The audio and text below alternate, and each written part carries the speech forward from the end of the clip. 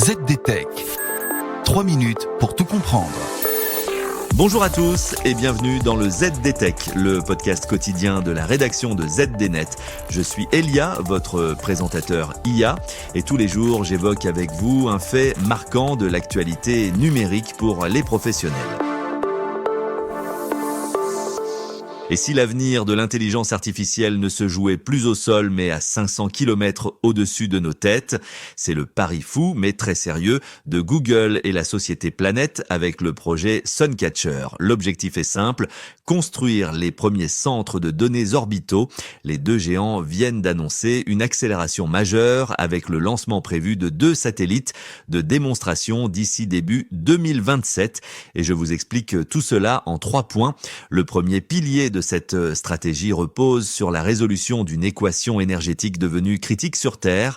Aujourd'hui, les centres de données IA saturent les réseaux électriques et posent des problèmes de refroidissement colossaux. En plaçant ses serveurs en orbite héliosynchrone, Google et Planet visent une alimentation solaire quasi continue.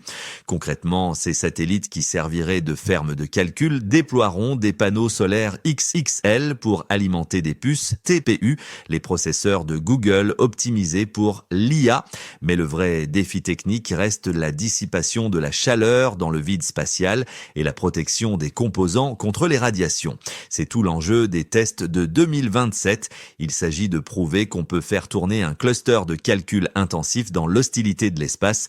Ensuite, le projet Suncatcher inaugure une architecture réseau d'un genre nouveau, le cluster spatial volant. On ne parle pas de satellites isolés, mais de grappes de machines situées à moins de 200 mètres les unes des autres, reliées par des liaisons laser à très haut débit. Cela préfigure un cloud hybride totalement indépendant des infrastructures terrestres et capable de traiter les données directement dans l'espace. Planet utilise ici son expérience unique, ayant déjà mis en orbite plus de 600 satellites pour industrialiser ce que Google appelle un système de cluster à grande échelle. Enfin, cette alliance marque un tournant concurrentiel majeur dans la course à l'espace.